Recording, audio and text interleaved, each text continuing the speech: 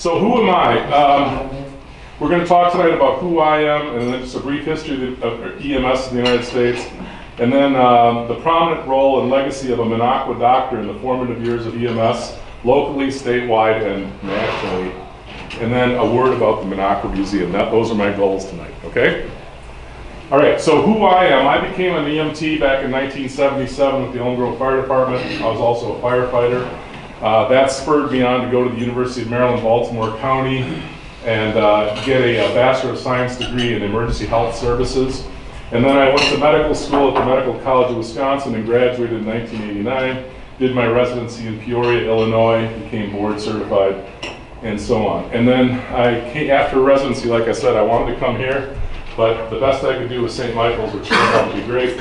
I worked at St. Michael's Hospital for my whole career as an emergency physician, and then retired from there in 2019. And then during that time, we built St. Clair's Hospital, and I became the first EMS medical director there, like Dr. Ping said, and that led to my illustrious tasering,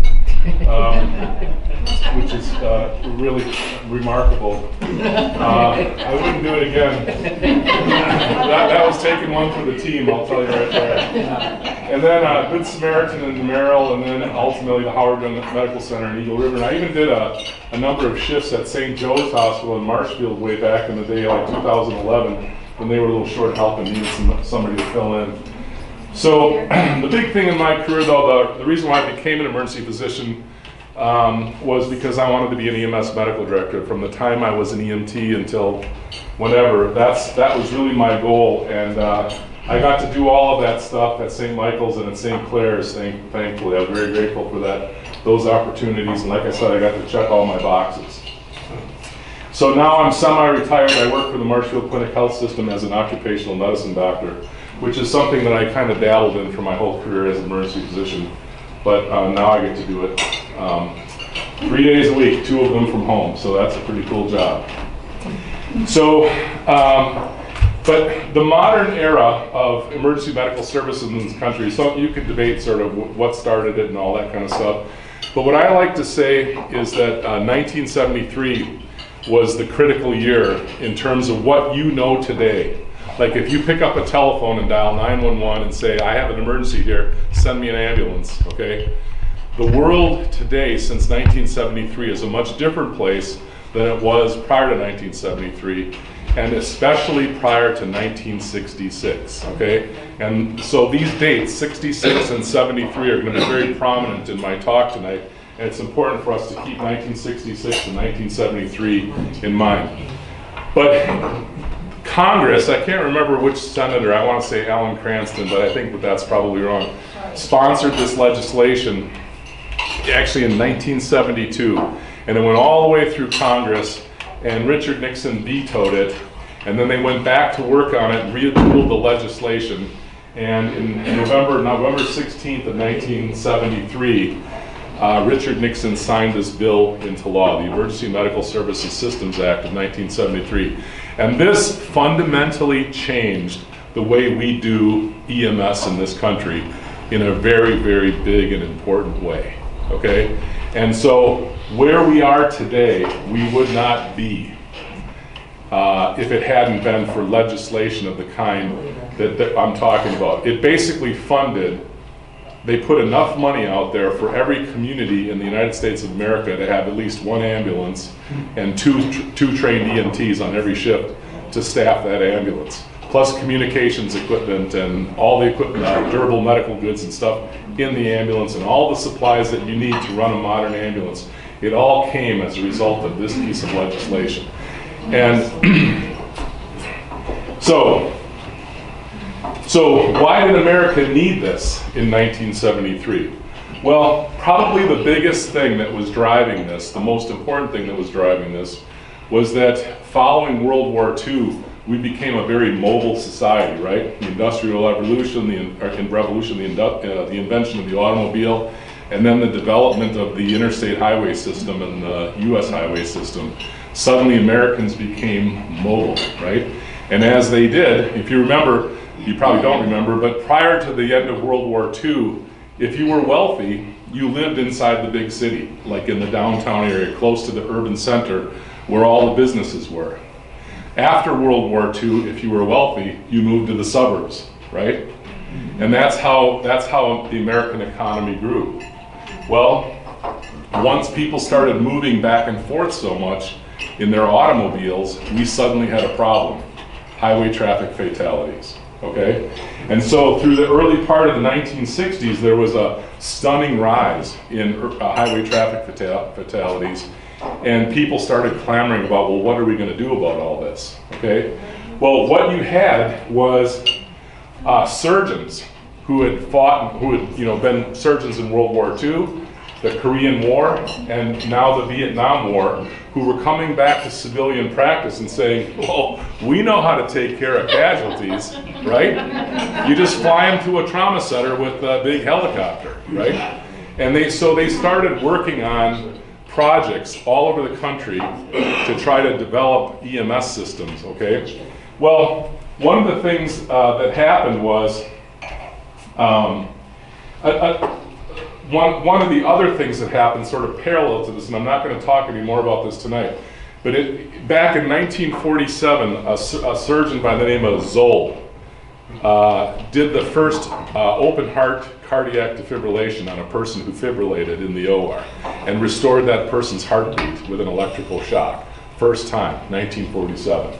1960, Kuenhoven, Knickerbocker, and Jude, 3 doctors in some obscure place in the basement of the medical school in Baltimore, invented the procedure called closed chest cardiac massage.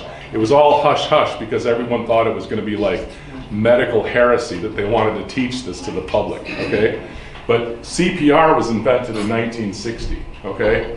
And then by mid-1960s, a doctor in Northern Ireland actually took a defibrillator and a nurse and put them in an ambulance, and they started telling all the doctors in the community, if you get people in your clinics that are coming in with chest pain, call us and we'll come and get them, and we'll take them to Royal Victoria Hospital.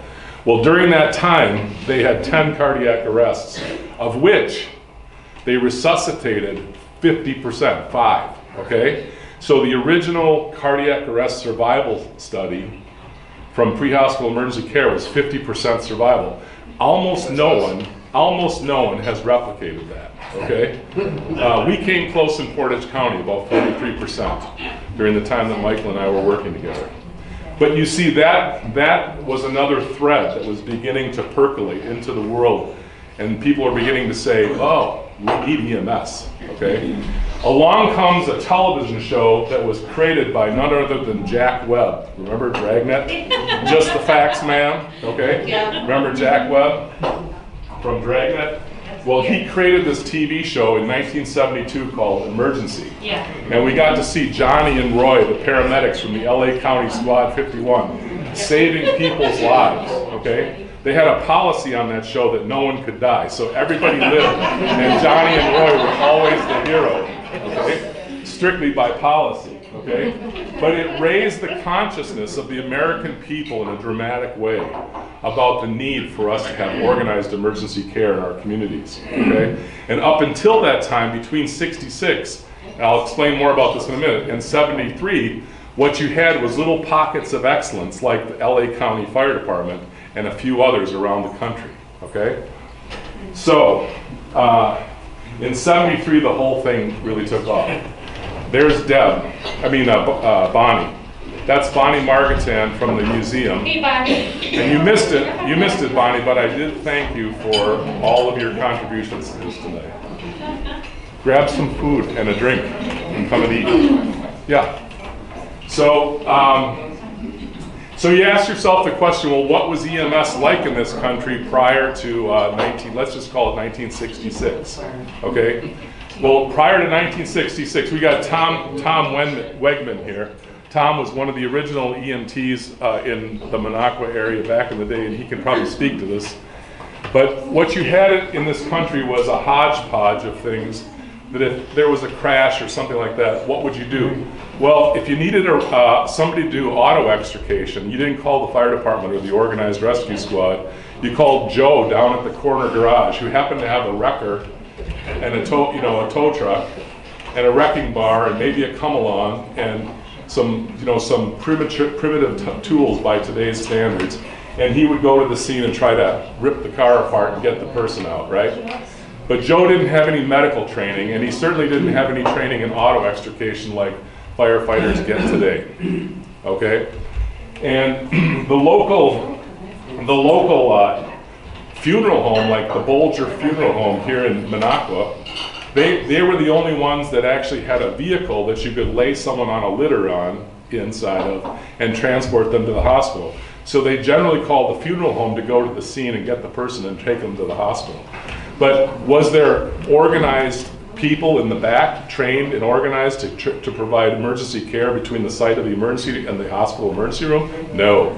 Okay. Was there adequate space in the back of that hearse for these people to do the kinds of heroic things that happen in ambulances today? No. Okay.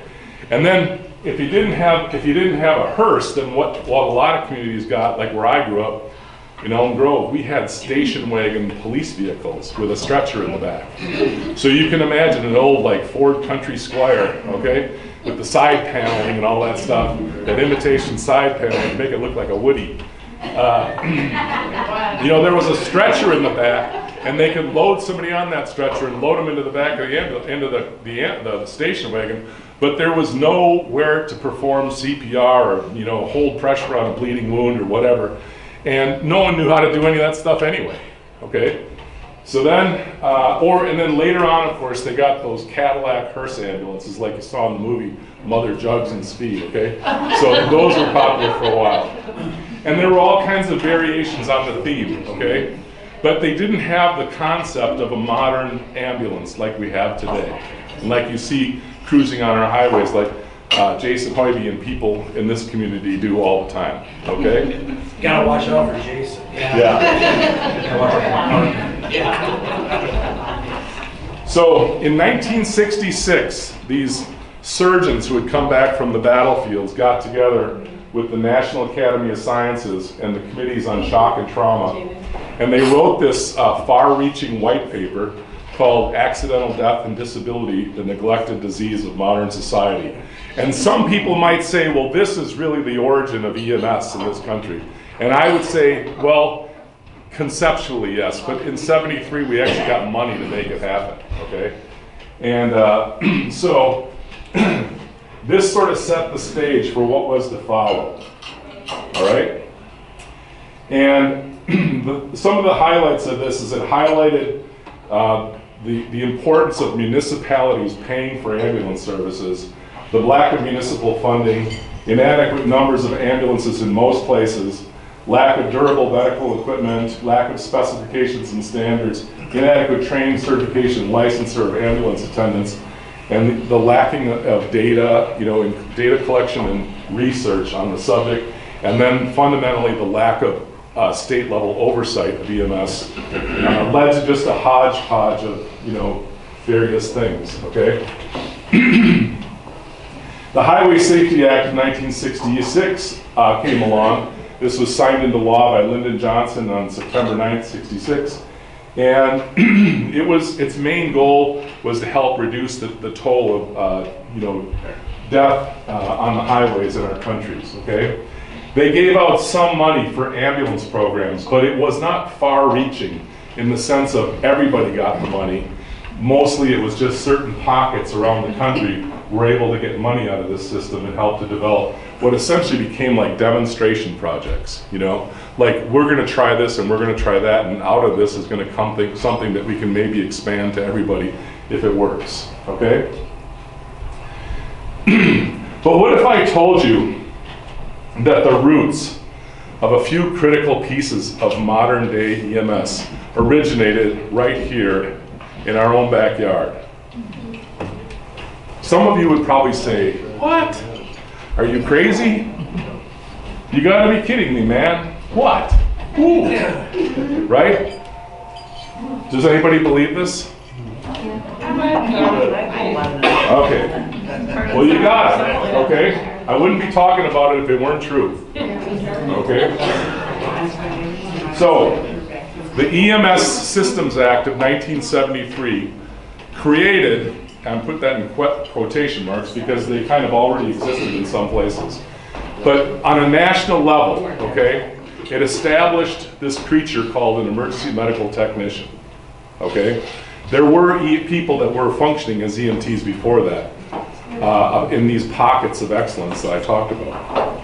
But this made the EMT a creature, you know, like a doctor or a nurse or a radiology technologist or a lab technologist.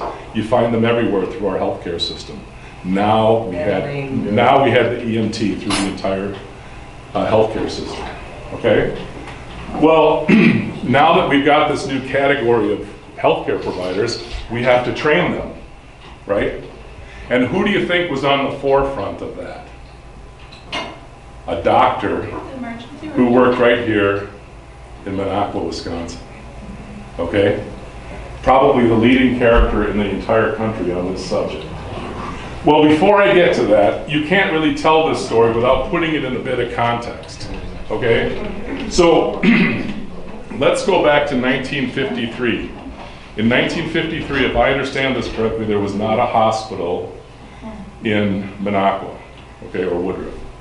There was maybe one doctor by the name of Dr. Kate Newcomb, and if there were others, I don't really know about them, but Dr. Kate was pretty much, as far as I know, kind of on her own from about 1931 in this community. And she wanted to have a hospital, and somehow that got out into the community that they should have a fundraiser. And around the same time, a bunch of crazy kids from the Woodruff Arborvita High School were wondering with their math teacher, what does a million of something look like? And so out of this kind of, these musings came the Million Penny Parade, which is celebrated with a plaque over there by the hospital, a few blocks from the hospital, and a giant penny, okay? With sort of a distorted face on it. I don't know who made that penny, but it doesn't look like any president I ever knew. Anyway, nevertheless, so then Dr. Kate actually went on some program, national television, I can't remember the name of it. It was like, what's it called? This Is Your Life. This Is Your Life, Yeah. with Ralph Edwards? Yes. Something like that. And so good, I love audience participation. So she went on this TV program and she talked about this crazy thing that the kids wanted to do called the Million Penny Parade. And out of this came a flood of pennies attached to postcards into Minocqua until they raised enough money to finally build Lakeland Memorial Hospital. Okay?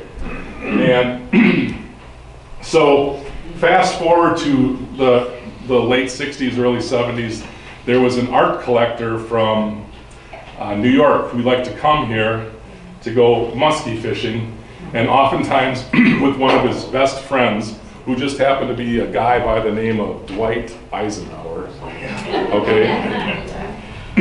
And somehow somebody in the community prevailed upon Howard Young to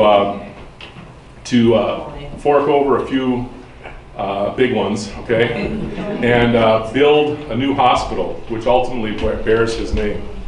But if I understand this correctly, and correct me if I'm wrong, before the big hospital was ever built, they had already renamed the Lakeland Medical Center the Howard Young Medical Center. I don't think so. No? Okay. Well, I might have that part of it wrong. Okay. I was there. You were there. And you were there and you were willing to admit it. Okay, very good. Somewhere in there was a transition to the Howard Young Medical Center. But if I understand correctly, the Howard Young Medical Center as we know it today wasn't dedicated until 1977. So there's kind of a gap in my understanding of what was going on during that time. Okay? That's when Elizabeth So, came. Yeah, that's when that time. That's when Elizabeth Hillary. where I'm going with this is if you walk into the lobby, you know, through the doors of Monticello, okay, and you go up by where the elevators are, you're going to find this plaque on the wall. Has everyone seen this plaque? Yeah. Okay. And there's probably a lot of names on this plaque that are foreign to some of you. A lot of the names on the plaque I don't know. Many of them I actually met when I worked here as a medical student in 1988, so I do know who some of them are. But right over here, the third name down on the left it says Joseph D. Farrington. Okay? And you'd say, well, who in the heck was that? I asked Jason if he knew who J.D. Farrington was. He goes, no. How long have you been a medic? 26 years, and he's never heard of this guy. Okay? Well, that's okay. So here's a picture down in the lower right-hand corner. Whoops. I got this from the museum. I'm sorry. All right, go slow. Here it is. Lower right-hand corner of this slide. This guy here is Howard Young, and this guy here is J.D. Farrington. That guy right there. Okay? Got it? Okay. So, well, who was Joseph D. Farrington? They called him Deke because he was the son of an itinerant Baptist minister, apparently down in the South somewhere. They called him Deke because it was like short for deacon, like he was the assistant to the minister or something. But he was born in 1909 in Portsmouth, Virginia, and ultimately died in Marathon, Florida at the age of 73 in 1982. He went to Howard University in Alabama, and then later in Birmingham, and then later the University of Alabama at Tuscaloosa. And then graduated from the University of Chicago Rush Medical School in 1935. Okay? So after that, he served what would loosely be called like a residency or internship, I guess, in orthopedic surgery. I guess, if I understand this correctly from listening to Dr. Annis talk about it, they didn't really have residencies for orthopedic surgeons in those days. So you served like a preceptorship with somebody who was already doing it, and then you went off and did it on your own. And but he became an orthopedic surgeon at Ravenswood Hospital in Chicago, and ultimately their chief of orthopedics.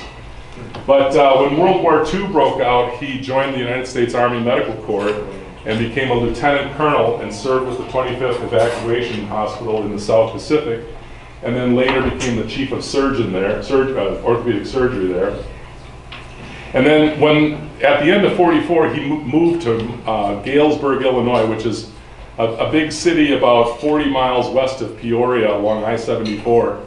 I did some moonlighting there at one of the hospitals there. But back in the wartime, they built an enormous hospital, military hospital. It was just sprawling, hundreds of acres of hospital buildings, 75 hospital buildings in one campus. To take the war wounded back. There were numerous hospitals like this all over the United States where they were treating war wounded. And he went to work there, and until 1946 was the chief of orthopedic surgery there. Okay? So then he ultimately went back to Ravenswood and then finished out his career, at least the first part of his career, the active part of his career as an orthopedic surgeon in Chicago. Okay? He was married to a woman by the name of Sonia.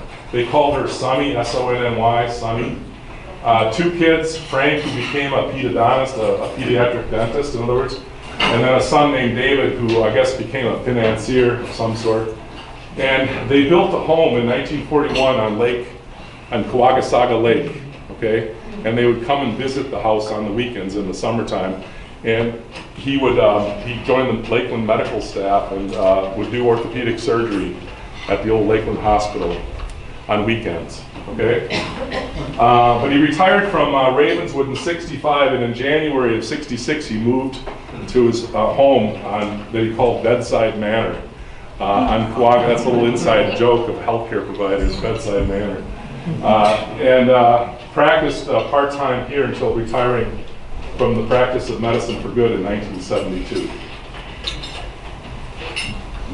But remember what I said, okay? The dates in particular that we need to focus on are '66, when the ball started to snowball in EMS in this country, and then '73 when we had an all-out blitz across the entire country, okay? So it's during this time frame that J.D. Farrington is living and working in Minocqua. And he's only practicing orthopedic surgery on a very part-time basis, okay? What was he doing with the rest of his time? He was trying to build the Minocqua Rescue Squad, the very first one, okay? You'll see lots of pictures of this later. And ultimately, by the end of it all, by the end of his career, people in various places were calling him the father of modern EMS, okay? And this plaque right here hangs on the wall at the Minocqua Museum today, okay? And this was given to him by some people from the Wisconsin EMS program, which probably was a fledgling program at this time in the state of Wisconsin, okay? Probably not as well organized as it is today. But there's also a thing called the EMS Hall of Fame. And there's an article about it online called The Pioneers of Pre-Hospital Care by EMS World that was published in July of 2020. And in that article, they referred to him as the father of modern EMS. Okay? Now, I've been around EMS since '77, and I got a college degree in the subject, and I've known and met a lot of the great leaders in the field of EMS over the course of my lifetime. And what I would tell you is, I think that maybe calling him the father of EMS might be a little bit overstepping, because it doesn't really recognize the fact that there were a lot of men and women just like him back in those days who were doing important work like this all over the place. And it wasn't just him, but it was the work of so many others that really brought it all to fruition. So I would like to call him a father of modern EMS, or one of the fathers of modern EMS. But I think we have to be a little careful about calling him the father of EMS, okay? So that said, I think for the rest of tonight's presentation, we should all sort of bask in the glow of that and let him just be the father of EMS, because we're here in Minocqua and we get to enjoy it, okay? All right. So the interesting thing was that Dr. Farrington was in a car crash in 1956 and was injured and treated by rescue squad or whatever back in those days. And I think that that spurred a lot of his imagination in terms of what needed to be done in this field. But another physician in Chicago and he got together, in the early 1950s and began working on, the mid to late 1950s, began working on training Chicago firefighters and similar people in how to be like ambulance attendants in those days. And then in 1960, he appealed to Mayor Richard Daley for funds to put on a training course, which apparently was wildly attended. Like so many students, they couldn't take them all. And they wound up doing lots and lots of these courses. And ultimately, out of doing all this training, he developed the prototype training program for ambulance people that became the model for the United States Department of Transportation when they started to get into the business with the NHTSA program. Later on, an organization known as Dunlap and Associates, was a consulting firm, was hired to actually develop the national standard curriculum for EMTs in this country, and who was there to help them do that but JD himself. And then he is widely credited with organizing the very first nationally recognized EMT class in Wausau, Wisconsin. And I was privileged as an EMS medical director working with the Rothschild Fire Department to have met and worked with some of the EMTs who were actually in that first class. And they were so proud of the fact that their EMT cards had numbers in single digits. You know, my Wisconsin EMT card, my National Registry card was over 100,000, 100,006. I don't remember what my state of Wisconsin EMT card was in 1977, but it wasn't in single digits, okay? These guys had single digit EMT licenses, okay? So, anyway, he became probably the principal author of a textbook called Emergency Care and Transportation of the Sick and Injured that was published by the American Academy of Orthopedic Surgeons. I'll show you a picture of it in a minute, okay? And in the first edition of this book, there were numerous Minocqua Rescue Squad members who were pictured performing auto extrication and longboard work and so on. These were all his pupils, okay? But he used everything that he learned over all that decade of time or so to make this book, before making this book, and put it all into this book, along with a number of other contributors. And you can see down here, this is a photograph from the editorial advisory board page. JD is one of the many. But when you listen to people talk about him, like Dr. Anist, for example, they make it pretty clear that he was probably the principal author of most of this book, okay? Or the principal reason why the American Academy of Orthopedic Surgeons was the first to publish a textbook about being an EMT. Do you follow me? Because, I mean, beyond that, what are orthopedic surgeons really good for? I mean, no one would have ever expected them to be EMS guys, right? Little medical, you know, wink and nod, you know, I just grib a little bit. They're great. But, yeah, so I think that he was probably the principal author. And when I say one of the greatest things that happened in modern EMS history was actually this book.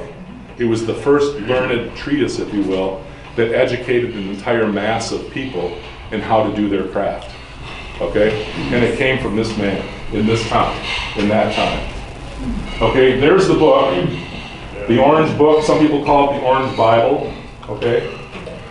All right, this is, Bonnie and Greta showed me this. This is their copy of it that they got from someone, and you can see that he's autographed, and it says, "With my compliments and thanks, Deke Farrington." And it's written like a guy who would be considered the author of the book, you know? So, and then, anyway, so it's kind of exciting to see that. I'll point out that a second edition of this book came out a few years later, and prominent in that book are pictures of our very own Tom Wegman, who sits here before us tonight. Okay? And I don't know if Tom really remembers this, but when I was a medical student here, I was working in the emergency department one night, and I brought this subject up. And I say, and there's pictures of Minocqua guys in the book. And he goes, well, I'm one of them. Whoa! I should have asked for his autograph right then. Posed for a picture with him. Anyway, he also wrote a paper in 1967 called Death in a Ditch. And this book was this paper was published in the Bulletin of the American College of Surgeons and became one of the most famous papers that was ever published there, with like the most reprints ever requested of any article that they ever published, okay? But it was basically a story about a car crash that occurred somewhere near Minocqua, and how this organized rescue squad that he had been working on came to, you know, make a difference in the outcome of these patients. Okay, a man and his wife driving home on a dark highway one night and run off the road by a crazy driver. Okay? After they left a supper club. Yeah. So, but this paper, it included things like descriptions of longboards, the need for training, you know, training EMTs and staffing ambulances with 2 certified and trained EMTs, fully equipping the ambulances, and doing all that kind of stuff. And this was so influential that the National Highway Traffic Safety Committee under President Johnson took this to heart and started to try to implement some of the things that he recommended. Like, for example, establishing a national organization for the testing and certification of EMTs, which became the National Registry of Emergency Medical Technicians. And you'll see people running around with patches on their arm that say National Registry of Emergency Medical Technicians. And this guy did that? Yeah, probably Jason did, right? Yeah, at some time, right? He kind of, now that you mentioned it, he kind of laid the groundwork. National Registry is something completely separate that came out of Ohio.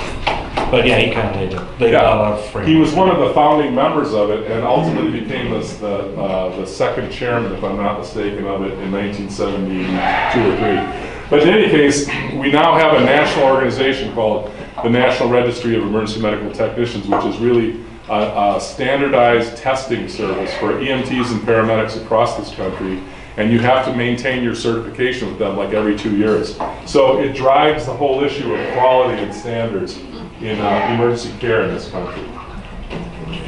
So here's a picture of the paper, Death in the Ditch. This is on display at the museum.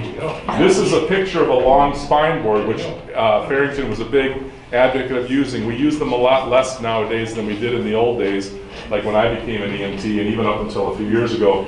But there's perhaps rumor anyway that the one that's on display there was actually made by him in his own shop because he was a very talented carpenter.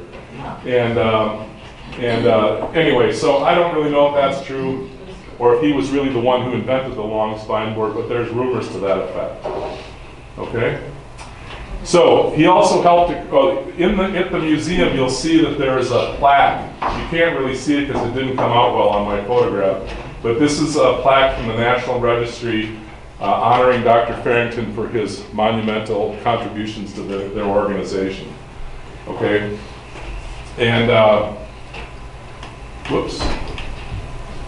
There's also a plaque from the National Association of EMTs, which he helped to form. He was a founding member in 1975. And this plaque actually not only honors him, but names this award called the Award of Excellence in his name. It was the J.D. Farrington Award of Excellence, okay?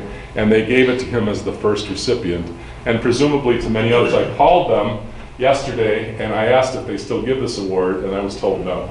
But in any case, there was a time when he was recognized that way. He also belonged to a number of other organizations, some of which were really kind of pivotal in the early days. The American Academy of Orthopedic Surgeons, American Association for the Surgery of Trauma, American Trauma Society, the Commission on Emergency Medical Services of the AMA, National Registry of EMTs, we talked about that, and then the National Research Council, which was part of that original accidental death and disability white paper. So he's also credited with approving, I'm not sure under which hat he was wearing at the time, but the Star of Life. You've all seen this insignia on ambulances and on the patches that the EMTs and paramedics wear. But the other thing that's sort of interesting is each of these different bars has its own separate meaning. And then, of course, there's a medical caduceus in the middle of it all. Okay?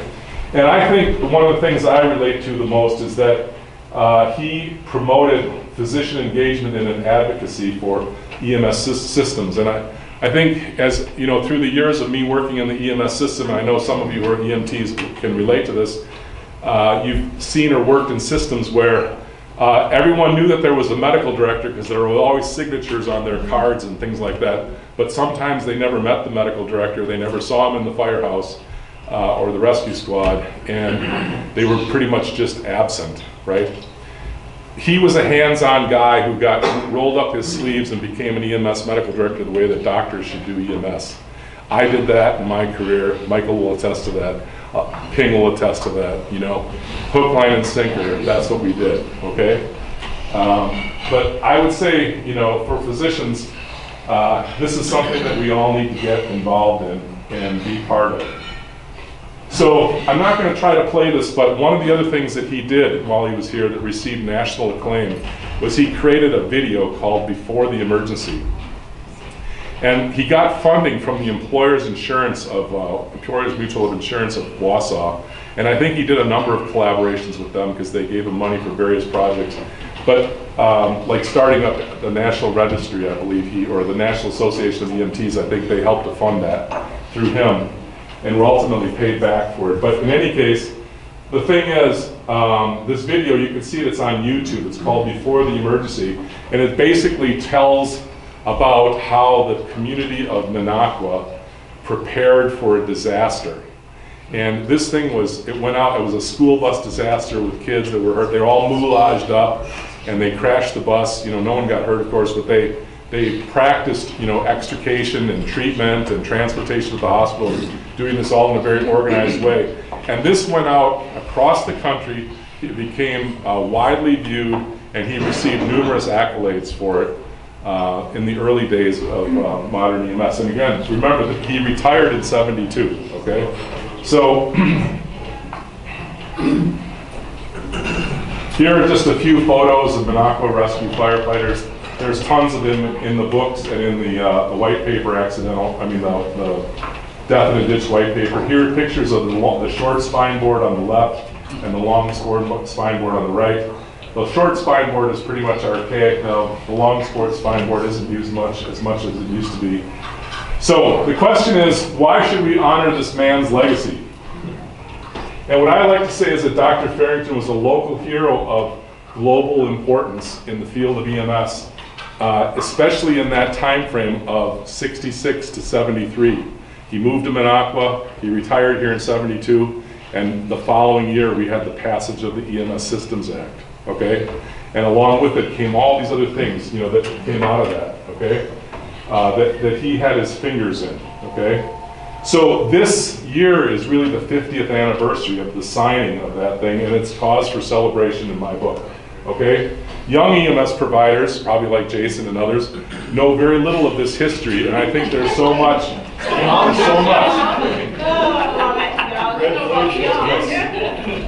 Oh, to be young again.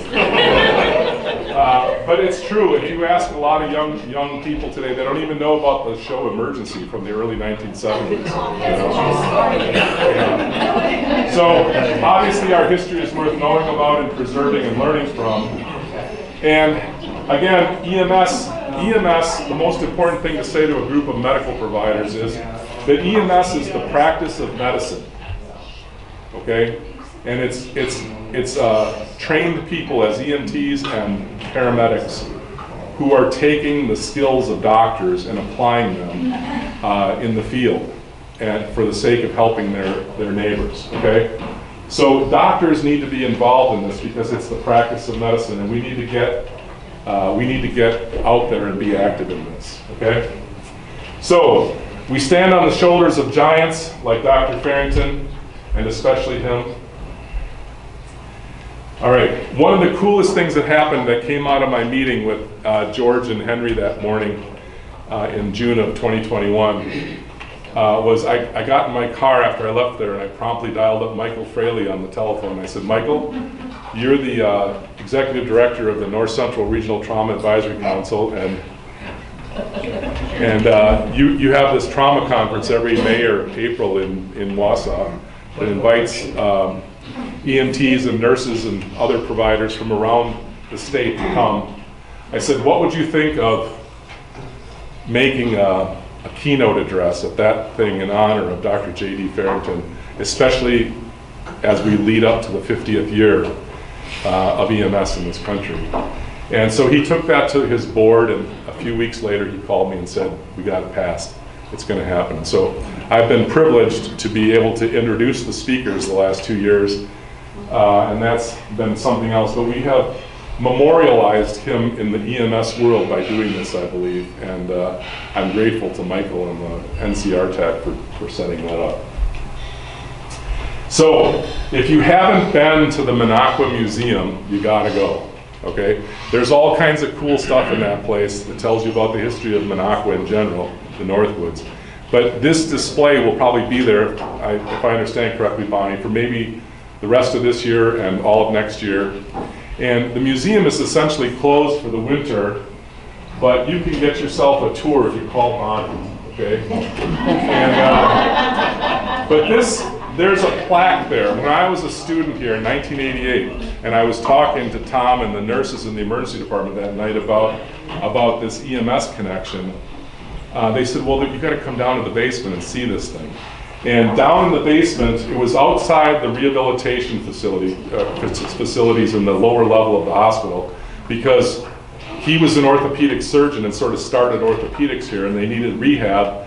So he was really kind of, in a way, the guy that got all that stuff started. And so when they honored him in 1980, George Anist found an artist in Lac de Flambeau who cast this bronze thing that now hangs in the museum, okay? And when I started, after I had this conversation with George and Henry that morning, I'm like, well, where's the plaque? And they're like, we don't know. We think it's at Dr. Kate. So I called Dr. Kate, no, they don't have it. I called the Minocqua Museum, and I wound up talking to, what's his name? Rob Hagee. And Rob said, well, I don't think we have it. And then he went around and he looked and he looked and he looked and he started digging and digging and digging. And one day he called me up, he goes, Dr. Curtis, we found it.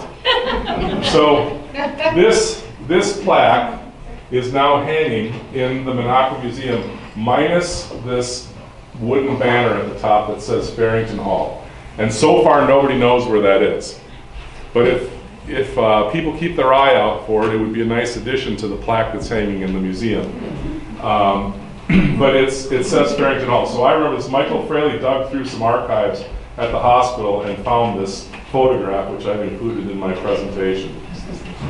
But anyway, this was an honor, in honor of J.D. Farrington at the time of this big celebration they had in 1980 about the hospital and him and some other noteworthy character in the community that were honored that day. But anyway, this is pretty cool, and on this there's a lot of inscription on this plaque that sort of highlights the major features of his career that I just kind of went over in this presentation. So now that you've heard my presentation, you'll probably understand why does it say Galesburg on that plaque. It's because he worked in Galesburg during the war, okay? All right, so here's the Minocqua Museum. But it is a very cool place, and I'm glad that I've had a little bit of a partnership with them on this. And very grateful to them for all the work they've done, especially Greta Jansen. Does everyone know who Greta is, or anyone know? Greta pretty much put together this entire J.D. Farrington display. And I mean, I don't want to cry or anything like that, but I was so moved by it. It is so incredible what she did with this. And Bonnie will agree with me. It's fabulous, and you gotta see it, okay? All right, so this is me. And that's my email address if anyone wants to connect with me. And I say we stand on the shoulders of giants, and I was explaining to Bonnie last week why I said that. I graduated from the Medical College of Wisconsin. Any other MCW graduates here? Yeah. And many of you will know the name T. Michael Bolger, okay? He was the president of the medical school for a long time, like when I was there. And he's related to the Bolgers of the Minocqua fame, Bolger Lake. I don't know if it was a great uncle or great grandfather, but was a classmate of my grandfather in medical school at Marquette, and they graduated together in '47. My grandfather's his medical license for the state of Wisconsin says Vilas County on it, though he never practiced here. I think the reason why he did that is because his best friend was Dr. Bolger, and he wanted to come up here and work with him, but ultimately didn't. But Dr. Michael Bolger used to go around giving talks to the alumni. And I heard him say this many times. In his talks, he would say, "We stand on the shoulders of giants." I'll never forget that. And it's a wonderful thing to think about. But in the context of what we're talking about here today, the entire field of EMS and all the physicians like J.D. Farrington, who had a lot to do with the early days, and they weren't all physicians, because there were guys like Jim Page, who was the fire chief of the LA County Fire Department that oversaw that whole Squad 51 operation. And he became later a very prominent national figure in the field of EMS in this country. There are a lot of great people like that you could apply the moniker, the father of EMS to, but all of them collectively are the giants whose shoulders we stand on. And I think J.D. Farrington was clearly one of them. So, that's it.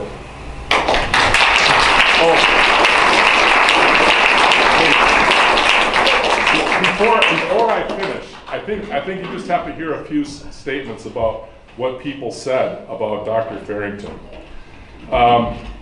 He has practiced the art of living as he has practiced the art of healing passionately. He is maddeningly opinionated.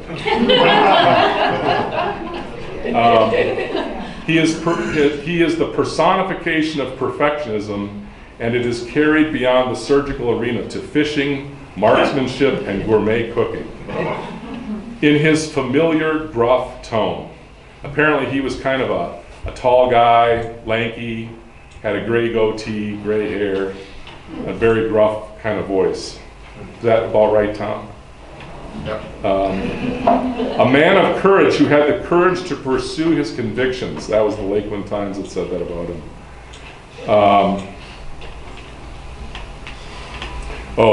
Here's another funny statement. It all started 4 years ago, roughly 1966, about the time Farrington and his firm opinions arrived in town to retire. I love that. I love that. All right. Anyway, you get the idea. There's a whole list of these kinds of sayings on display at the museum. I strongly encourage you to go and check it out, okay? It's really cool. So thank you all for being such a great audience. I really enjoyed the participation and people feeding into it. And I'll try to dig into that little slice of history I don't really quite get yet a little bit more. But thank you all very, very much.